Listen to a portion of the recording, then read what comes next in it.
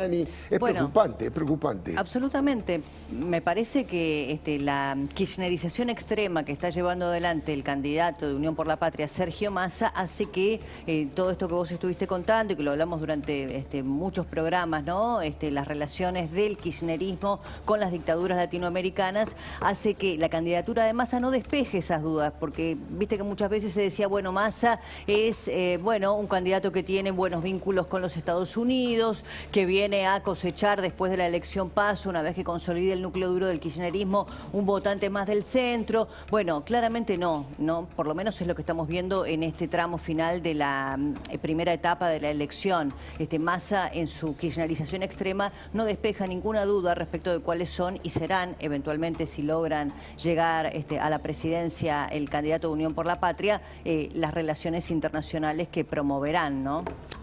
Silvina, ¿querés decir algo de este tema? No, bueno, ¿te acordás? Yo lo relacionaba mucho con la información que dimos hace unos días, ¿no? Cuando habían nombrado en el ANAC a dos venezolanos y un colombiano con carácter de excepción. Y vos sabés que el otro día estaba mirando el informe de jefe de gabinete donde mencionaban la cantidad de personas que ingresaban al país, que inmigrantes que venían a la Argentina.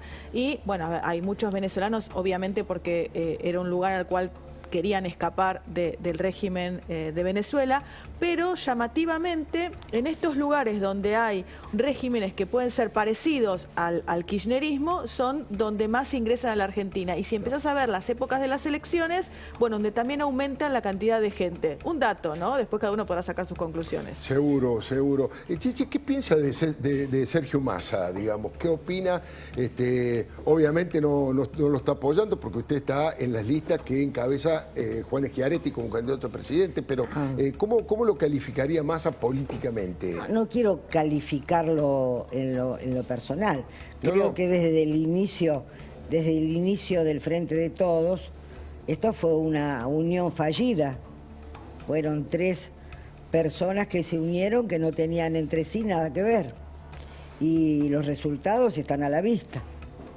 Ahora él está entrampado en una situación de la que es imposible que pueda salir airoso. Claro. Es imposible. Porque es el responsable de la crisis económica, entre otras cosas. Por supuesto. Y éticamente es pésimo que él siga siendo ministro de Economía y candidato, ¿no?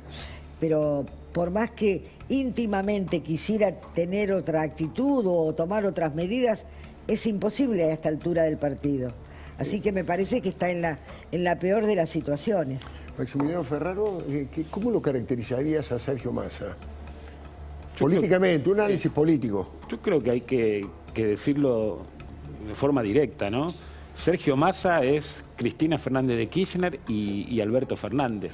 Y es el fracaso del gobierno kirchnerista, que a su vez no pueden ocultar el deterioro que tenemos en términos económicos, sociales e institucionales, y que, como bien decías, también el deterioro que hemos tenido en estos últimos 4 años de que la Argentina se corrió de un lugar en el mundo que era una alianza con países democráticos para apostar al desarrollo. Así que yo no hago ninguna diferencia, ¿no? Porque Sergio Massa es el candidato de la señora vicepresidenta de la Nación, el candidato de la Cámpora, y en el cual sobre él pesa el descalabro macroeconómico, un ajuste terrible que ya está haciendo este gobierno de Cristina, Alberto y Sergio Massa a los jubilados, a las clases medias y a los más pobres, donde, Alfredo, hoy la Argentina, y siempre nos viene alarmando cada vez más, tenemos 18 millones de argentinos que son pobres. Y creo que esto es responsabilidad de todos ellos que gobiernan la Argentina hace 4 años. Pero es la primera vez, me parece, ¿no?, para agregar algo, que Cristina no puede poner su dedo, porque tal vez ella no hubiera elegido a Massa. Me da la sensación. Bueno, de hecho, Chiche, ayer, vos fíjate que Axel Kicillof, que hoy compartió un acto de campaña con Sergio Massa en Florencio Varela, si no me equivoco, ayer compartió otro acto de campaña con Grabois. Claro. Porque efectivamente, Kicillof mismo se siente mucho más cómodo con Grabois que con Sergio Massa. Y esto es lo mismo que le pasaba a Cristina cuando intentó llevar adelante la candidatura de Guado de Pedro. Y eso marca también la debilidad de Cristina. Me da la sensación de que el ciclo que se termina para Cristina se muestra claramente en que ella no ha podido elegir el candidato como lo ha hecho en otras oportunidades. Y es cierto lo que vos decís, que lo que más nos tiene que preocupar es lo que pasa con la gente. Pero creo que es un ciclo que se termina. ¿Vos también pensabas, Maximiliano, que el kirchnerismo está en la fase de ocaso, de achicarse a un nivel de ser una fuerza testimonial, o todavía va a tener secuestrado el peronismo? Yo creo que a pesar de la angustia, del enojo que hoy atraviesa a muchísimos argentinos, creo, Alfredo, que el 13 de agosto, pero después en la elección general, una mayoría de argentinos van a tratar de salir al futuro, sabiendo de las dificultades que vamos a tener que atravesar, pero va a apostar a esa posibilidad de construir una Argentina distinta. Pero yo no dejaría de prestar atención, si se quiere, en lo que nosotros consideramos la madre de todas las batallas, ¿no? Porque yo creo que Cristina lo que va a hacer es tratar de focalizarse en la provincia de Buenos Aires, y es por eso que para nosotros es importantísimo que todos los bonaerenses entiendan de qué manera poder acompañar, si se quiere, al mejor candidato que le puede ganar a Axel Kicillof, que ese es Diego Santilli. Porque parte de lo que va a hacer el kirchnerismo es, por supuesto, construir un núcleo duro con algunos intendentes del conurbano en la provincia de Buenos Aires y en el Parlamento Nacional para obturar de una manera, si se quiere, violenta, el proceso de transformación y de cambio que vamos a tener que enfrentar los argentinos si es que nos acompañan a Juntos por el Cambio. Y en provincia no hay balotaje, no hay otra alternativa, se gana ¿no? por un voto, Sí, porque a nivel nacional tenemos lo que yo denomino, si se quiere, los cuartos de final, que sería el 13 de agosto, la semifinal en las elecciones generales, y ojalá pueda ser final por una diferencia bastante holgada con respecto al kirchnerismo, y si no la final, que es el balotaje. Ahora Débora Plager nos va a contar cuál es el concepto de Alberto Fernández de traer el tema de la corrupción como un intento de diferenciarse de Cristina Fernández de Kirchner. Nos va a contar en instantes, pero quiero hacer una pregunta, Chiche, de una respuesta breve. Usted obviamente no tiene candidato a gobernador en su lista, son lista corta de diputados. ¿A quién le gusta de candidato a gobernador en la provincia de Buenos Aires? Bueno, yo lo que busco es un candidato moderado. Moderado. Es decir, ¿qué? Nosotros logramos, yo le cuento, cuando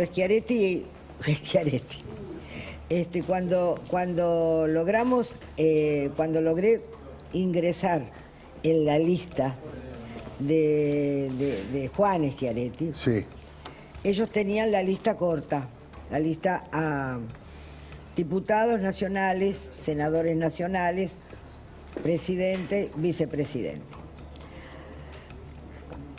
Yo quiero colaborar, cuando me invito, quiero colaborar para intentar ayudar con la posibilidad, coincidiendo con él, de reducir la posibilidad de que el kirchnerismo o el cristinismo o el camporismo tengan más votos en la provincia de Buenos Aires. Claro, ¿usted cree que los que lo votan a usted, usted le quita votos al peronismo barra kirchnerismo? Yo creo que como peronista que soy, puedo quitarle algunos votos, no sé cuántos, pero al camporismo. Entonces, ese es mi esfuerzo. Logramos armar listas a intendentes en 40 y pico de distritos, porque me incorporé tarde, hará un mes y medio. Claro. Entonces logramos armar, tratar de ayudar en ese sentido. No tenemos candidato a gobernador. Pero usted va a tener que votar a alguien. Yo voy a tener que votar a alguien. ¿Ya lo tiene decidido? Lo tengo decidido y lo tengo guardado. No tengo que andar contándolo. Bueno. Pero seguramente va a ser una persona el más moderado. Sí. Bueno, pero los dos candidatos a gobernadores de Juntos por el Cambio son moderados los dos. Bueno, pero me parece que lo está diciendo en relación con quién tiene en la punta de la boleta cada uno, ¿no? No dice nada, está bien. Nosotros conjeturamos. Qué honestidad, ¿no? Decir que yo me presento o estamos armando un espacio simplemente para fragmentar el voto del peronismo y favorecer a la oposición. Digo, habitualmente no se dice. Yo lo que quiero, se hace, pero no se dice. Yo lo que deseo, sinceramente, es que el ciclo del cristinismo, camporismo, se termine. A esta altura de mi vida, si hago este esfuerzo, es con ese solo objetivo. Así interesante, interesante, porque es cierto que alguien que es peronista de toda la vida, bueno, sabe que Chichidores que por otro lado, peronista de toda la vida. En el 2005 creo que fui la única que como loca mala me presenté a elecciones sabiendo que perdía, a enfrentar a Cristina. Me acuerdo. Cuando todos estaban de acuerdo. Sí, fue la ruptura de Néstor Kirchner con Eduardo Duhalde, presentarla a Cristina como su rival en la provincia de Buenos Aires, ¿no? Que gana Cristina. No, y yo sabía que iba a perder. Sabía que perdía, claro, pero me presenté a elecciones. La quiso enfrentar. Débora, contanos un poquito cómo es esto de Alberto haciendo declaraciones y sugiriendo que él es honesto y que, bueno, no dice, no se atreve a decir Cristina. Mirá, no, pero lo deja medio claro, ¿eh? Sí, sí, están pasando muchas cosas en la interna de Unión por la Patria, ¿no? Aunque aparezcan un poquito más solapados con el intento de Sergio Massa de contener a todo el espacio atrás de su candidatura, a pesar de la aparición de Grabois. Ahora te voy a contar un poquito de ello. Pero el presidente Alberto Fernández, a su vuelta de Bruselas, hizo hoy declaraciones periodísticas. Dijo varias cosas, ¿no? Tiró algunos dardos envenenados. Lo único que le queda a este presidente es el resentimiento. Yo creo que habla desde ese único lugar. Le tiró uno a Cristina y otro a Sergio Massa. En el caso de Cristina, ¿con qué? Con lo que más le duele a Cristina, que ya lo ha hecho en otras oportunidades Alberto Fernández, que es decir, yo me voy a retirar de la presidencia, pero no tengo ninguna causa de corrupción que enfrentar, ni presente ni futura. Yo puedo decir que soy honesto, y ahí le repregunta el periodista, pero usted lo dice por otros candidatos u otros dirigentes de su propio espacio político. Y bueno, a ver, ¿qué contestó? Que he actuado con absoluta honestidad, que aquí he dejado todo y no me he llevado nada. ¿Para quién es ese mensaje? Lo dice varias veces. ¿Para quién es ese mensaje, no me he llevado nada? Para los argentinos, que saben que la política muchas veces no fue honesta. ¿No? No en un gobierno, en muchos. En muchos. En muchos. Y que tampoco tiene que ver esencialmente con un presidente, tiene que ver con funcionarios y demás. ¿Incluye gobiernos peronistas ahí? Hablamos de todos sabemos de lo que estamos hablando. Bueno, todos sabemos de lo que estamos hablando. Ahí está la placa para explicarlo. Esta es la traducción de Alberto, de lo que quiere decir Alberto Fernández, o lo que dice, qué sé yo. Lo mostró Johnny Vial, es muy interesante porque, a ver, habla de funcionarios que han tenido causas en la justicia. Bueno, toda la elipsis que hizo, ahí la tenés. Cristina Kirchner tiene ya una condena que pesa sobre ella y otras investigaciones en curso. Bueno, José López, todos libres, ¿no? Milagro Sala, que está en su casa con domiciliaria. Sí, domiciliaria. ¿No? Amado Vudú, Julio De Vido, Ricardo Jaime, el único que todavía estaba purgando pena, Lázaro Báez, Sergio Uribarri, Felisa Miseli, Romina Piccolotti, Juan Pablo Schiavi. A ver, está clarito a dónde apuntaba Alberto Fernández, ¿no? Desde, como yo digo, el resentimiento, que es lo único que tiene para esgrimir en este tramo final de su triste gestión, es decirle a Cristina, yo soy honesto, vos vas a quedar en la historia, ¿no? Como decía Cristina, a mí me absolvió la historia como corrupta. Pero le preguntó Jorge Rial por qué él no era el candidato del espacio, teniendo en cuenta que la Constitución argentina le permite un periodo más, ¿no? Permite la reelección. Fíjate qué respuesta tan enrevesada para no decir que no es candidato simplemente porque la pésima gestión de su gobierno lo ha imposibilitado, ¿no? Competitividad no tiene ninguna, pero él no piensa lo mismo. ¿Por qué no es candidato usted, presidente? Porque a mí me parece que, entre otras cosas, yo soy un ser humano. Y como ser humano, a mí las muertes de la pandemia me duelen. El que no se mueran más me significa un esfuerzo grande en lo personal. De trabajo estoy hablando, ¿no? Me tocó un tiempo de guerra. El mundo volvió a ver a la Argentina como un país inmerso en el mundo y fui protagonista y participante de todas las reuniones importantes del mundo central. Creo era que yo insistía con la idea de que la gente lo resuelva en una PASO. Sí. Muchos compañeros entendían que mi presencia en una PASO era inviable porque nadie podía enfrentarse al presidente. Y yo decidí privilegiar dos cosas.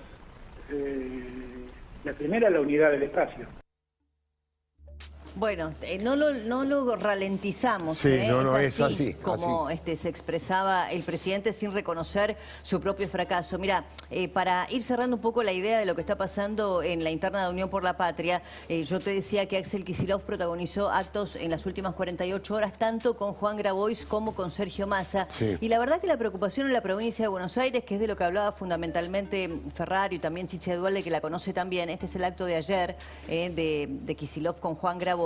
La verdad que la boleta de Massa no despega y hay preocupación en muchos intendentes peronistas del conurbano bonaerense que están midiendo ellos individualmente muy por encima de la boleta de Massa. Y me decía hoy un dirigente, bueno, quizá ha sido un error estratégico esta idea de Massa de tener que kirchnerizarse 100% para consolidar el núcleo duro de Cristina y eventualmente ser el candidato individualmente más votado en la PASO y tratar de que Grabois no saque una gran cantidad de votos. La verdad que hoy está revisándose esa estrategia porque Grabois contiene el núcleo duro del kirchnerismo. Cuando pierda la interna, seguramente los votantes de Grabois van a terminar votando a Massa. Claro. Y Massa no está pudiendo perforar ni salir de ese techo que Cristina tiene yendo a buscar algún votante de centro en medio de una crisis económica brutal. Mira, hoy para cerrar estuvo en Varela, ya no puede hacer porque no está permitido actos de gestión vinculados con la campaña, pero sí dijo que hay una deuda con los trabajadores que van a empezar a saldar. ¿Cuándo? Ahora es ministro. Apúrese. Apúrese, ¿no? A ver. Muchos me dijeron que todavía les cuesta. Sabemos que todas estas restricciones nos impidieron lograr una mejora en el ingreso de nuestros trabajadores. Y sabemos que esa es una deuda que en el próximo gobierno vamos a tener que pagar. Y que la tenemos que empezar a pagar desde ahora y no en el próximo gobierno, y que tenemos que hacer un esfuerzo. Sí, efectivamente. No, bueno, es un fenómeno que Cristina definió, no ningún dirigente opositor. Es un fenómeno nuevo a partir del gobierno de Cristina, Alberto y Massa, tener trabajadores en blanco registrados bajo la línea de pobreza. Sin duda. La pregunta para Maximiliano Ferrero es la siguiente. ¿Por qué la doctora Carrió, primero le mandamos un saludo y esperemos que se siga recuperando? Tengo entendido que se está recuperando muy positivamente, sí. ¿No? Por suerte, sí. Ella tuvo en su momento, creo que sí, fue una conferencia, una charla que dio en la Fundación Hannah Arendt, respecto de un ajuste de la clase media brutal, la posibilidad de un gobierno, un orden represivo, que eso fue el esquema que usó, que después el diputado Juan Manuel López lo repitió, incluso dijo hasta llegar al asesinato. ¿Está correcta esa interpretación? ¿Es lo que quiso decir? Porque me parece muy duro, incluso usando cierto argumento que usa el kirchnerismo, ¿no? Bueno, Alfredo, primero creo que lo que hay que contextualizar en dónde Lilita dijo lo que dijo. Un lugar, digamos, teórico. Una clase académica. Una clase académica en el Instituto Hannah Arendt, donde estaba hablando principalmente de lo que implicaba un orden represivo ilusorio que podía tener la sociedad al respecto. Y como bien sabe usted, la coalición tiene, si se quiere, definido una carta de navegación. Y esa carta de navegación, Alfredo, tiene que ver, por supuesto, con el apego a la Constitución Nacional, con el apego a la ley, pero algo que usted me habrá escuchado a mí, a la propia Lilita y a muchísimos otros de la coalición cívica, que nosotros no vamos a jugar ningún tipo de escenario del cuanto peor mejor, de que para nosotros el único camino que tiene la Argentina para adelante, y sabiendo que va a haber muchas dificultades, es ver de qué manera reconstruimos la paz social en nuestro país, no nos enfrentamos entre argentinos, y que el camino es la no violencia. Y es la no violencia en todos los sentidos. Es la no violencia de la palabra, es la no violencia desde los actos de gobierno, es la no violencia en todo sentido. Y creo que, digamos, Lilita lo que hizo en ese momento fue, si se quiere, un análisis desde el punto de vista político, como a su vez también un análisis político que hizo Juan Manuel López, con quien, digamos, yo vengo trabajando hace muchísimos años y no pongo en dudas el esfuerzo que constantemente él ha hecho para sostener la unidad en la Cámara de Diputados, y una unidad, Alfredo, que es en la diversidad, y que no hay que confundir unidad con uniformidad o unanimidad, porque me parece que eso es lo que enriqueció los 4 años del gobierno de Mauricio, eso es lo que de alguna manera sostuvo a Juntos por el Cambio después del 2019, cuando todos recordemos, nadie daba 2 mangos por la unidad y pudimos mantenernos unidos. Fuimos una elección de medio término donde la ganamos a lo largo y ancho del país, que cumplimos el contrato que suscribimos con la sociedad, que fue ser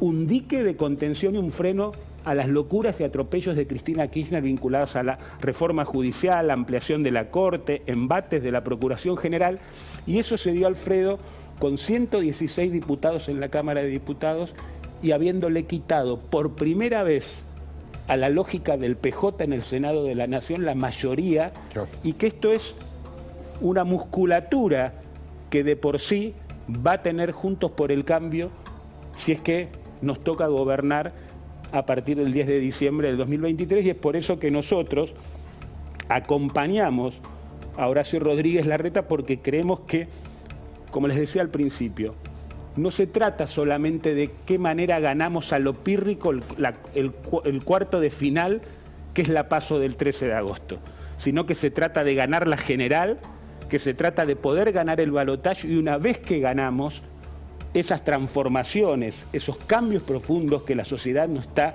reclamando y que nosotros nos comprometemos en nuestra plataforma como Todos Juntos por el Cambio, sean sostenidos en el tiempo y sean en paz y, por supuesto, con un orden que esté apegado a la ley y a la Constitución.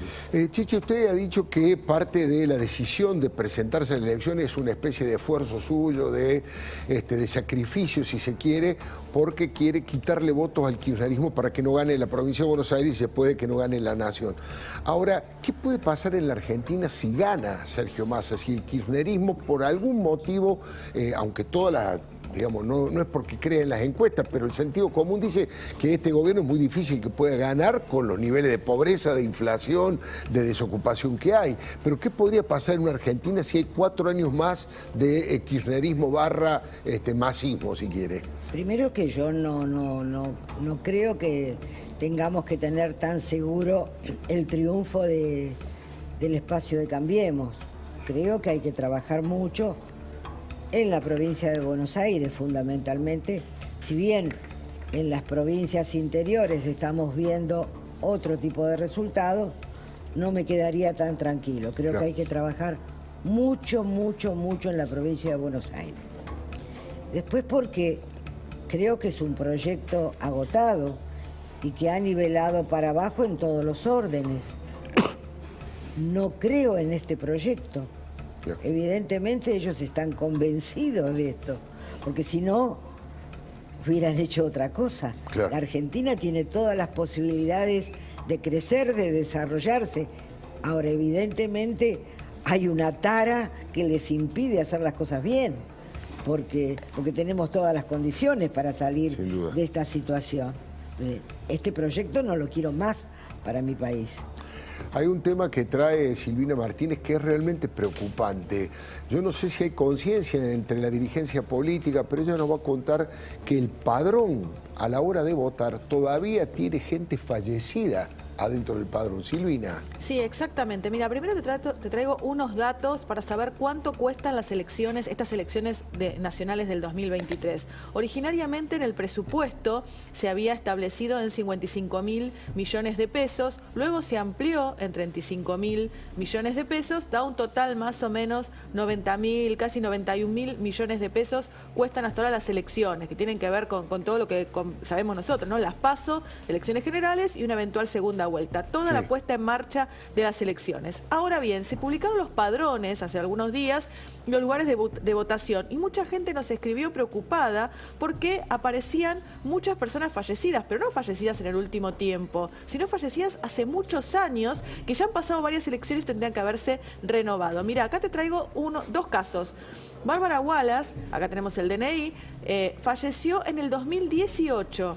Sin embargo, si consultamos el padrón electoral de estas elecciones, bueno, figura para votar, curiosamente es de Santa Cruz, ¿no? Puerto San Julián, acá está el lugar donde debería votar. Los familiares escriben diciendo cómo podemos hacer porque ya van varias elecciones que reclamamos y sigue apareciendo. Mira, te cuento otro caso. Los lugares no son, digamos, bueno, llega cierta suspicacia, ¿no? Acá tenemos a Leticia Varela, falleció en el 2020 en Quilmes, provincia de Buenos Aires, pero sin embargo tiene su domicilio en el padrón en La Matanza y sigue figurando para votar, a pesar de haber fallecido hace 3 años. Bueno, acá les traemos a la gente cómo pueden hacer el reclamo. Tiene que ingresar a la Cámara Nacional Electoral, hay un sistema de reclamos y ahí puede efectuar el reclamo con aquellas personas fallecidas. Y también, si se acercan a la mesa, bueno, al presidente de la mesa, informarle que esa persona falleció, llevar una copia del certificado para que pueda tacharlo. Por lo menos es el deber de cada ciudadano para garantizar que personas fallecidas no voten en estas elecciones. Hay una cosa que me interesaría decirles, que en diputados, por lo menos me han informado, que está votado la boleta única y que no se pudo votar en el Senado. Claro. Ese es un tema muy importante que debería tratarse este año que viene, ¿no es cierto? Porque el gasto, tal vez siempre que he participado, pero bueno, nunca había estado tan cerca de lo que es la cocina de una elección como esta vez. El gasto que representa la cantidad de boletas. Y además la falta de transparencia, porque roban boletas, los partidos grandes a los partidos chicos. Boletas, es impresionante, ¿no es cierto? Sí, si no tenés fiscales, no tenés posibilidades de competir. En cambio, con la boleta única, bueno... La boleta única es algo que hay que tratar. Hay como dos deudas ahí, ¿no? Es la boleta única, no solamente para ahorrarnos muchísima plata, sino también para poder transparentar y que